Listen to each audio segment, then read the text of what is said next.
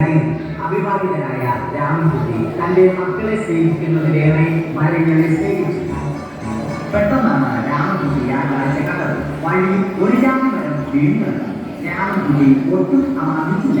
ആ മരം പോക്കാൻ ശ്രമിച്ചു.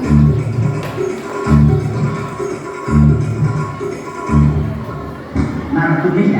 പിന്നെയും പോക്കാൻ ശ്രമിച്ചു.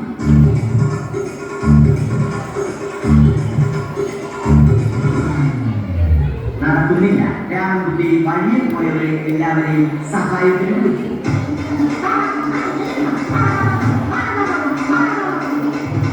ആരും വന്നില്ല.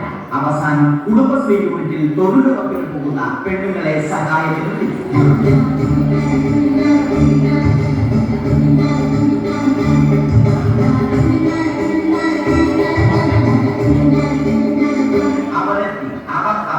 സ്ഥിരം പണിതുവൻ.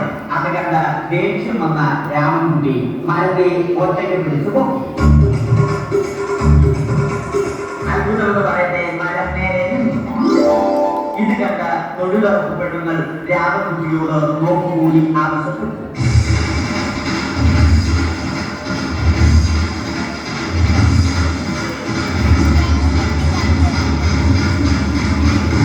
പോക്കറ്റില്ലാത്ത ബനിയൻ ധരിച്ച രാമൻകുട്ടിയുടെ പോക്കറ്റ് വരെ കീറിയിട്ടാണ് പെണ്ണുങ്ങൾ പോയത്.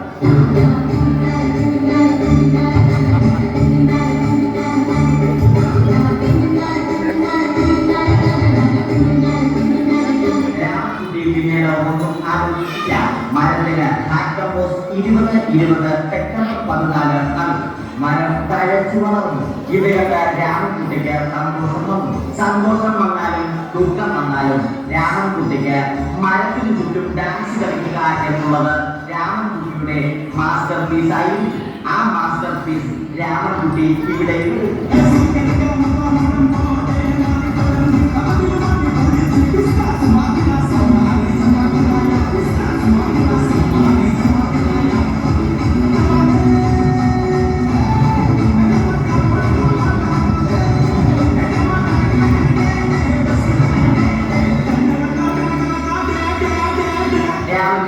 ദൈവത്തോടായി പ്രാർത്ഥിച്ചു. നിങ്ങൾ എനിക്ക് ആയുസ്സും ആരോഗ്യവും തരും. ഞാൻ മരങ്ങളെ സംരക്ഷിച്ചു കൊള്ളാം. കാരണം മരം ഒരു മരമാണ്. അവന്റെ പ്രാർത്ഥന ദൈവം കേട്ടു. ആ മാവിൽ നിന്നും വീണ തേങ്ങ രാമൻകുട്ടി മോങ്ങാതെ കുത്തുന്നു. അപ്പോഴാണ് രാമൻകുട്ടി മറ്റൊരു കാഴ്ച കണ്ടത്. രാഘവൻ വരും.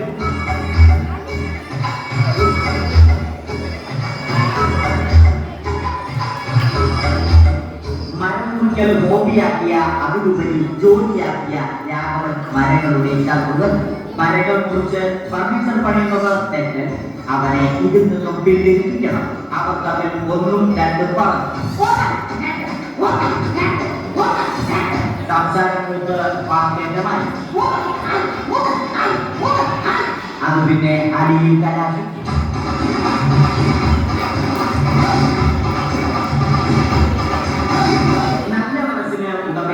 രാമൻകുട്ടി കംപ്ലീറ്റ് അടിയും പാലിച്ചു. ഒടുവിൽ രാമൻകുട്ടി സർവ്വധൈര്യവും സംഭരിച്ച് രാഘവനോടായി അലറി. മനസ്സറിഞ്ഞ രാഘവൻ രാമൻകുട്ടിയെ അരികിൽ വിളിച്ചു. കൈവാക്കിന് കിട്ടിയ രാമൻകുട്ടിയെ രാഘവൻ ഒട്ടിയാക്കി മരത്തിലുണ്ട്.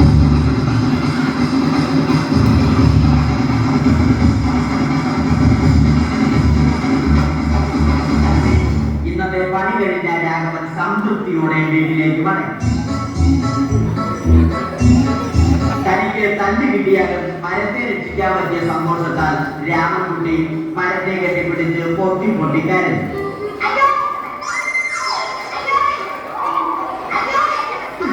കാരണം മരം ഒരു മരമാണ്. കെട്ടിപ്പിടിച്ചാൽ ഏറ്റുവാങ്ങിയ മരം നാണമുണ്ട് ചില്ലകെട്ടാക്കി. മരത്തെ രക്ഷിച്ച ക്ഷീണത്തിൽ രാമൻകുട്ടി മരച്ചുമട്ടിലിരുന്ന് ഉറങ്ങിപ്പോയി. പെട്ടെന്നാണ് അത് സംഭവിച്ചത്. പ്രകൃതി അതിന്റെ തനിഗുണം കാണിച്ചു. മഴയും കാറ്റും ഇടിയും വന്നു. അതോടൊപ്പം ഗോളെടുത്ത രാമൻകുട്ടി വന്നു. ഗോൾക്കട്ടായി രാമൻകുട്ടി ദൈവത്തോടായി പറഞ്ഞു. കാറ്റും മഴയും അതൊന്നും ചെറിക്കൊണ്ടില്ല.